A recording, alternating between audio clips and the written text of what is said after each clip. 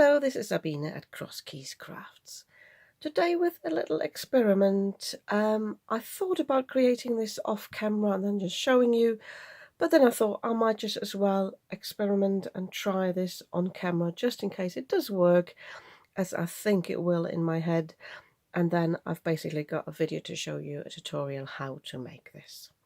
What this is I have seen, and so probably have many of you, these new stamping tools where you can easily create wreaths because you've got a tool that moves in circles.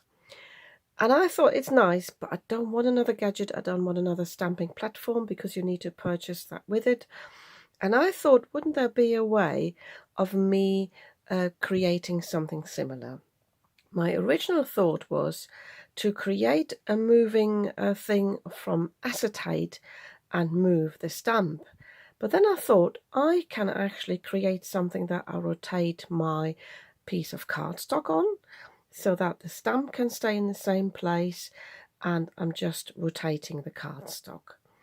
And I will be working with some square cardstock.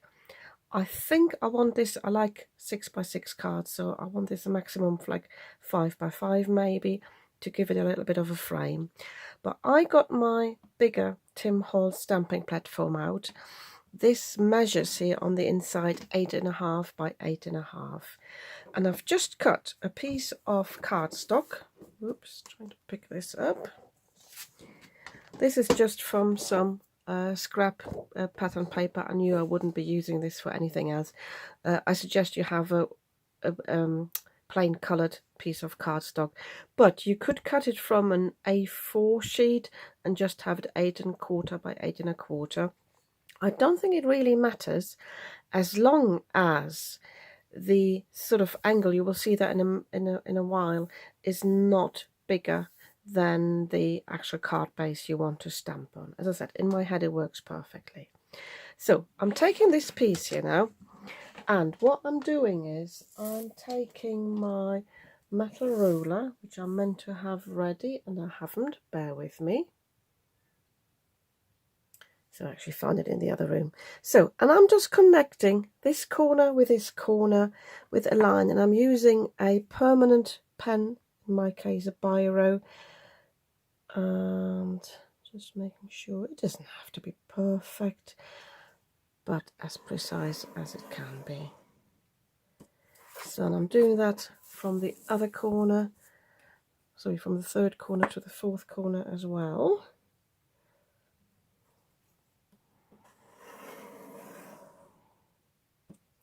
So, and then I need to measure the halves of all these here.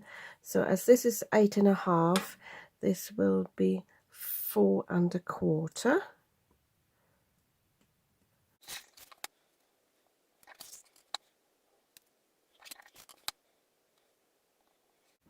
So, and I'm connecting the 4.25 on the top with the one at the bottom, and then the one from the left to the right.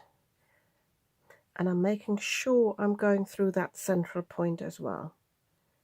This is where they should all meet.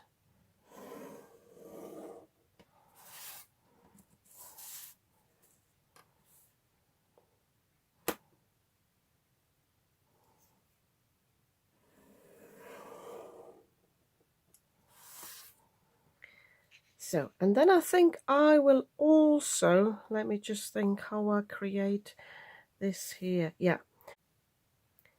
So by the time you see this, I will have edited some footage out. So the point we need to be at is really just this here. But I went and measured these in between and connected them, and then realized that these segments aren't the same width, and this is where I went wrong, because obviously the measurements distort here at the top. We don't want that. So basically what we need to do is measure these, thinking this as a circle, and make sure that these are all the same width. To do that, I'm sure you can use something clever like this. I still can't remember what it's called in English. This is from my school days. I've had it for years, and yes, you can measure angles. But I only just remembered that I only this week bought this little gadget. I'd seen it, somebody use it on a YouTube channel. I thought I needed it, then couldn't remember why I needed it, but when I saw it in the shops, I bought this from W.H. Smith. I think it was about £6. I thought, I get it now, and good thing I did last week, because I can really use this now. So see, it's still in the packaging, because what this gadget does, it does measure angles. Let me just take this out of camera. So what you need to do with this is, the easiest thing I think is to place the 0 on this line and the 180 on this line, so basically on the same line. And then you line this 0 spot where it says start up with the central point of what you've just drawn. And I've already gone ahead and I've written the degrees on here. So we've got 45, 90, 135, 180, 225, 270 and 315, because in my head it works better then. And what we need to do now is to find half of this. So these are 45-degree angles. So basically we need to create a 22.5 angle in between that, which then means if I've got 125 here, so we need plus 22.5 is 147.5, which is a little bit tricky to see, but I'm lining this now up there. Let me just zoom in a little bit.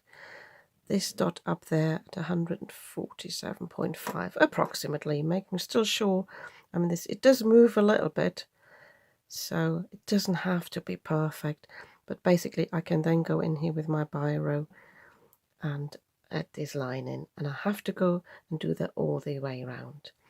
If you haven't got this tool, I think what you could do is, if you have got a circle and you can line it up in the middle with that dot, maybe find the center of that circle, poke it through, and you can measure the circumference. And then if you basically find the circumference of that here, so as I said, you would have to mark it. You can easily see where the middle of that is, because as I said, we have to think in circles and not in squares anymore for that. I think that would be another easy thing, but I can now line this up here again. 270 plus 22.5 is 292.5. As I said, it has to be a little approximate, and I can line this up there. So once I've done this all, I'm going round, I'm going to extend these because I want these to be longer, and then I think I've got my jig almost ready. I just need to poke a hole in the middle. Whilst I had the circle maker on here, I quickly drew a circle around this as well. I think it's just for my mind. I don't know whether it will help. So if you have got a die cutting machine that's wide enough to put a circle here on the inside, you can just use a circle punch and punch it out there. I don't have that. What I do have though is this tool, and I've just lost this because I just dropped it on the floor. Bear with me. I saw Sam Calcott use that, and it's got 3 different inserts here, and you can actually punch a thing out, but bear with me whilst I pick this thing off my floor. Yes, it's one of those days where gravity strikes a little bit more than normal. So you put this in here, the piece, and then you just screw this back on, and then it should stay in place. But it came off when I dropped this on the floor. So I'm just using this now, place it onto the middle here, and then I think I just have to jiggle it. I haven't even used it. Oh no, you press it to drill, and I've got a mat underneath, obviously, and then I've got this piece patched out. Ideally, I would have something bigger, but it works fine, I think. But I'm trying to keep that piece. I don't know if I can poke this back out, because I need this still to revolve around that. If not, I could cut something similar. Just find a longer tool. Maybe the tweezers. Yeah. Might not be good enough to use. If not, I can find something else.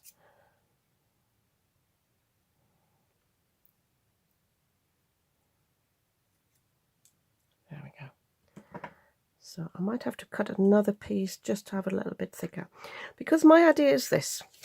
I will cut 2 circles that are bigger than this, not too big because I don't want to interfere with whatever I'm stamping, but I want to glue one piece on the back of this and then one piece on the front and have this in the middle so that I can rotate this. I have cut 2 circles just here with my little hole punch, so they're not too big. I think, let me just check, about 3/4 of an inch. I can't even work it out now in my head.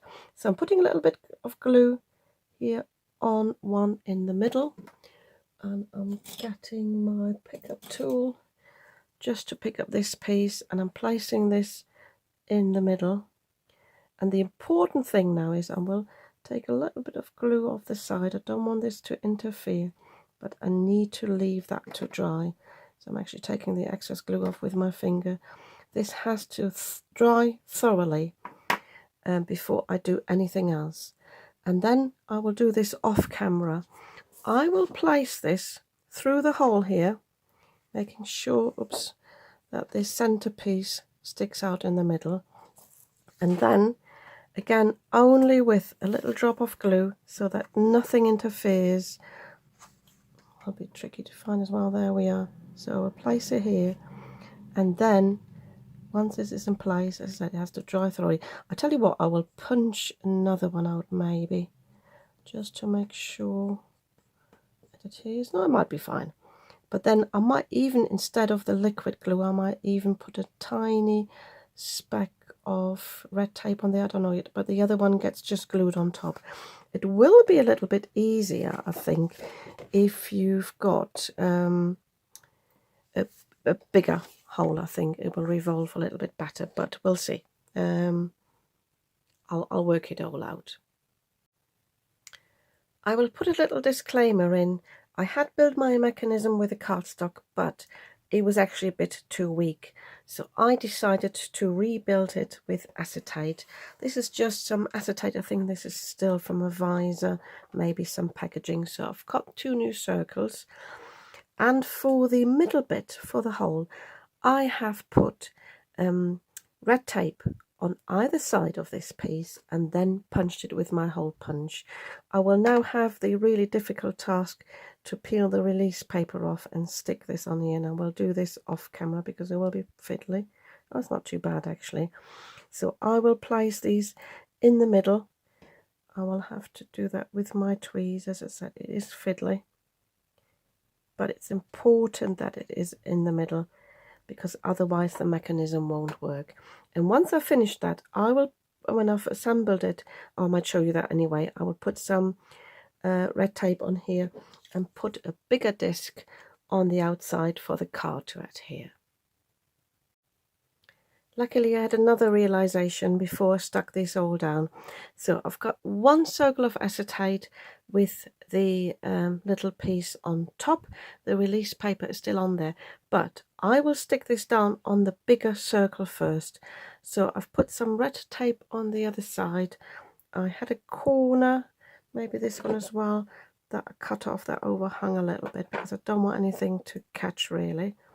And if I take the release paper off here now and stick this down here first, I can actually make sure it's in the center. I'll tell you what, one more thing I will do actually here is, rather than eyeballing it, because this one wasn't even properly in the center, I will actually, with my new tool, mark the center of that. I think I can.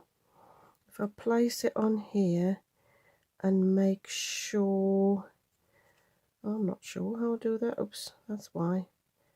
So if I've got the width here and the same width there, and then got the same, I'm not quite sure how to do it, but I think that would look good. And if I put a marker on there where the 0 is,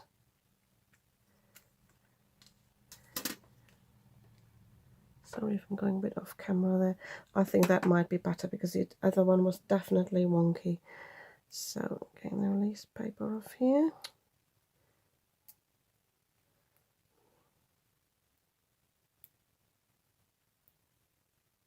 It's always the fiddly and longer part. So I'm using actually my tweezers to hold these in place. So where I've just marked, so that you can eyeball that, I'm placing this down, making sure nothing's sticking out. If you've got any sticky on the edges, use a bit of your anti-static powder tool to get rid of that. And then I've still got this dot here exposed, so I will put this through the hole now. I can also test at this moment whether it's high enough or whether I need to put another layer on, but it's fine. I'm pressing this down. Oh, I do apologize. I'm off camera there. I didn't realize I was zoomed in like that. So I've pressed it through to here. So I can now take the release paper off of this side. Try not to take the whole tape off at the same time. If you have got a bigger hole and bigger pieces of adhesive, this will be so much easier than what I have. And now I need to find my little acetate circle, and I'll pop this on there. This doesn't have to be round on the back, it's just holding this in place. So, and if you've done it correctly, you can rotate this and this should move freely. Again, apologies, I probably have gone off camera in the meantime. I'll try to zoom in there. So press it all down. I'm leaving this for a moment, but with it being red tape, I hope this will stay in place. So, and now I'm packing my stuff away and I'm giving this a try. So I've got my stamping platform ready. I've put this piece in here, keep it in place with the magnets, making sure that these lips here, you can't see them very well, that they don't interfere with the magnets. And now the important thing for my cardstock. This is 5 by 5 inches. I think it's my 300 in GSM, I'm not quite sure. It's just a trial run. The important thing is now that I adhere this onto this circle with my removable adhesive. So I'm just rolling that on there, making sure it's keeping place, and that I place this down evenly.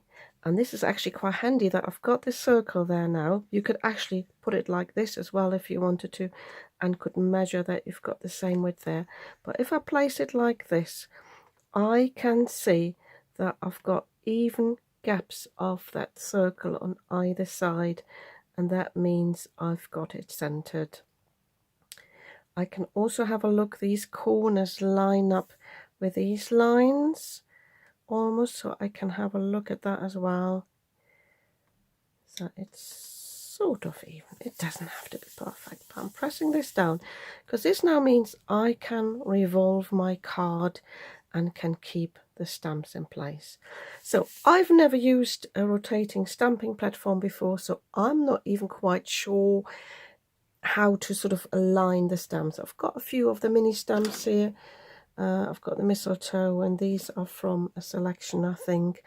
So I think I just start with a mistletoe. So I would place this, making sure obviously I'm staying within this area. So I will actually put it at the top here, because in my head that means I'm not going outside of that circle. And I can pick this up, making sure I'm not moving this around here now. And I've just got a few of the VersaFine Clairs ready. I think I'll just go for the spruce. Sorry, I'm going off camera there, so I'm just inking this up thoroughly, and then I can press that down and should theoretically have a good image. The one thing the one thing I didn't like about this stamping platform is sometimes you wouldn't get enough pressure. So, but I should have enough pressure there. Yeah, that's fine. So normally with the stamping platforms you would move that, but I'm just rotating my card, so it's up to me whether I want to move it 45 degrees or less. I could move it like this. I think I will just do it just for the sake of it. And if you feel like now it sort of wants to move a little bit, you can keep it in place with a magnet.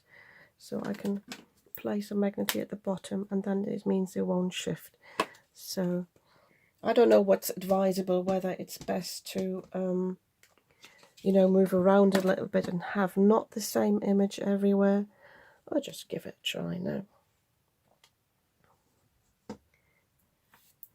So I would then move it back to this position. Again, yeah, it wants to move a little bit, so I'm keeping that in place.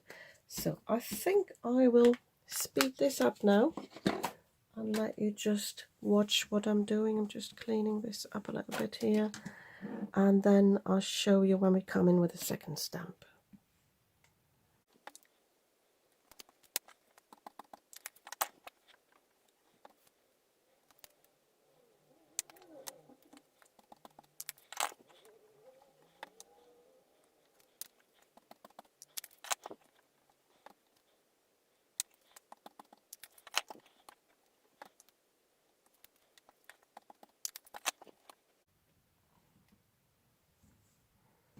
So that's the last one. I did notice at one point that it didn't seem to be fully aligned on the whole sheet, but you can measure it and make sure from the beginning you've got it in place. Maybe it is not quite centered in the middle, but it's good enough. So I'm just picking the second stamp now that I want somewhere in between. I think I'll go for this one because it's a bit more open, but I will just have that sitting there, and I think I'll find another one then that I can put in between. So I'm keeping these the card on these lines, so but I'm placing the stamp basically, maybe even this facing this way. Yeah, just contemplating whether I want to squeeze two in between, whether I want to go a bit out, or whether I have to find a different stamp. I'll have a little think, but I think you get the gist of this. I would actually make sure I've got some sticking out at the top, some at the bottom, and maybe even going in with another layer just to have a variation. But you see how this works now. I think I will switch the camera off now and just show you the finished result. I have finished my stamping, and I have peeled the card carefully off this bit so I wouldn't lift this up, and I've already started rubbing the adhesive off here. I can clean this up later, and then for the next card put new adhesive on there. So two little disclaimers. Once for this card itself, I should not have introduced the shady line. I don't think the green goes well with the other greens, but it's very nice. It's very therapeutic. When I started off, I wasn't quite sure whether I liked the symmetrical look of it, but it's like a little bit like colouring in a mandala. It's very soothing, and I actually like the look of that, as I said, but I just don't like the shady line on here. But I have noticed, especially when I stamp this little stamp here, that I'm losing some of the detail. Don't know if you can see that. I stamped it just with my acrylic block, and I've got little dots there, and they went missing completely. Reason being is I've obviously got another shim in here, but with this stamping platform you can actually reverse the side because there is one as is rubber. So have a little play with your stamping platform, whether you need to make changes to it. If you have got the Creative Craft Products one, is on springs anyway, so maybe just apply a little bit less of pressure. But otherwise, yeah, I'm happy with my creation. I'm happy that it works, and yeah, it's quite quick as well. I'm not sure 100% that I do like this sort of symmetrical look too much, but I definitely enjoyed the process, because that is really soothing. Yeah, and if you like this idea too of creating your own jig basically, or rotating stamping platform, although it's not the platform that rotates, it's just the card. Yeah, if you like this idea, you might want to give me a thumbs up, and if you'd like to see more of what I'm creating, you might want to subscribe to my channel. I'd be very happy about that, and I'll see you soon with another video. It is the next day, and I'm just popping in again to show you what else I did yesterday when I finished filming. I know I'd already filmed the outro, but I thought I'd show you this. So as suggested, I turned the door of my stamping platform over so that now it was on the rubber side, which means I've got a bit more space to stamp. But because this is so much higher now, the lid, I put an extra layer here underneath. I actually used the first piece of cardstock I had and where I had put the lines in the wrong place, and that meant I could stamp the stamps without too much pressure. Remember, I showed you on this one the detail was getting lost, and in comparison now, I didn't actually use this stamp, but I used the leaves here. If you compare those, or even the bigger ones, they sort of seem to blend a little bit towards the edge, or sort of leak a little bit, because there was just too much pressure on there. So I got a much nicer finish. I also dismissed this piece, as I said before. I didn't like the shady lane colour in comparison, so I did it all over again. And then I stamped the Noel from the Christmas sentiment stamp and little Jemima the bird, and I just coloured her in with some zig colours. I think this is just, yeah, it's just the beige and the orange, and then I went over that with my sparkle pen, and I used a black gel pen for the eye. And then I wanted to have a green mat, and the first thing that fell into my hands was this green holographic cardstock, so I just went with that. I quite liked the background, and that then gave me the idea to add some stickles, so I just added this green, and this is the stardust. I used that for the missile berries there. But yeah, I think this is really pretty now, and I quite enjoy the process of doing that. Do you really need a rotating platform to create wreath? No, you don't. Is it a nice process though? Yes, it is. And I will actually leave mine in this stamping platform because I've got the other one here from Creative Craft Products that I prefer to use. So I will leave this in here, and I will definitely create some more wreaths because it is a really quick thing to do. Also, I said I did mine in 5x5. This one, obviously, I could have it a little bit bigger, probably maybe even get away with 6 inches for rotating it. But or if you create a round card, you can actually go really big as well. You can just create 2 pieces of cardstock and just score one in the back and glue it together. I've made a few round cards on my channel before. So yeah, I just wanted to show you this so you can actually get really good results with this technique. And the sticky removable, I'm sure that's in the list of products below. It's easy to just rub it off and reuse this. So yeah, I'm really pleased with this now.